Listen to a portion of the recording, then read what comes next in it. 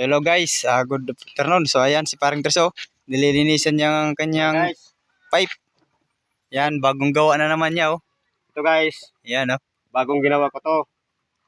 Ako lang gumawa nito. So, Nilagyan ko ito ng ba't, epoxy ba't mo nilagyan yan? para hindi sumingaw. Oh, yung Kaya, sa loob pare, nilagyan mo ng ano? Ano, Ang ng tawagin yan na fiber mat. fiber mat. Nilagyan ko doon. Nilagyan ko yan. Oh, yes ka. Kaya testingin natin yung ano, ang tunog niya. Sige.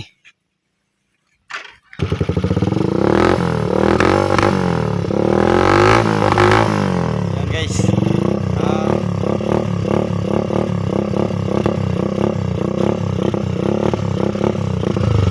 Yan guys, so mas maano niyan kung ba tatakbuhin niya, so tatakbuhin na yan mamaya. So tingnan natin kung gaano talaga kalakas yung pipe niya. Okay, dari mo na.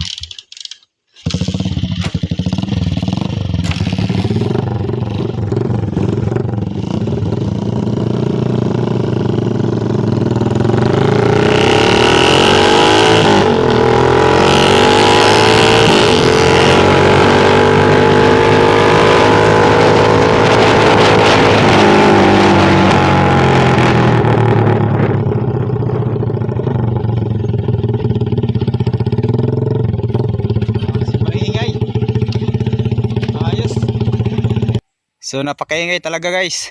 So ayan oh. Paring Treso talaga, ang galing gumawa. Ayan oh. So mas maingay talaga pag tumatakbo na eh. Gawa ko Ayan lang yun. oh.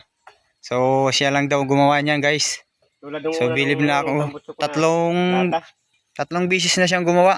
May isang binigay sa akin. So napakaingay din. Sana guys, So yan pwede na. Pwede na yan pang ano, pang chicks.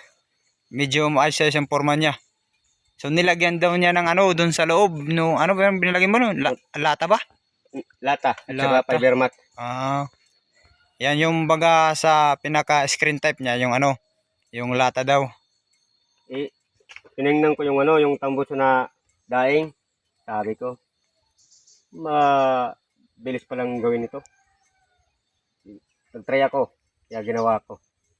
Ayun. Maingay pala eh. Yung latang ginagamit sa loob.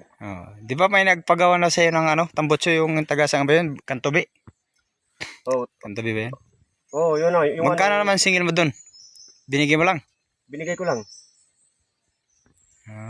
So ayan guys, yung sinong malapit dito na nakakapanood nitong ano, vlog namin, Paring Treso, yung wala talagang pambili, yung walang talaga, hindi niyo kayang abutin yung mga binibinta tulad ng Shopee at saka dyan sa mga motor shop. So dito na lang kayo kay Paring Treso, gumawa kayo 100 lang, okay na sa kanya yan. Yan guys, so yung malapit lang dito sa amin, yung nakakapanood ng video, so halina kayo.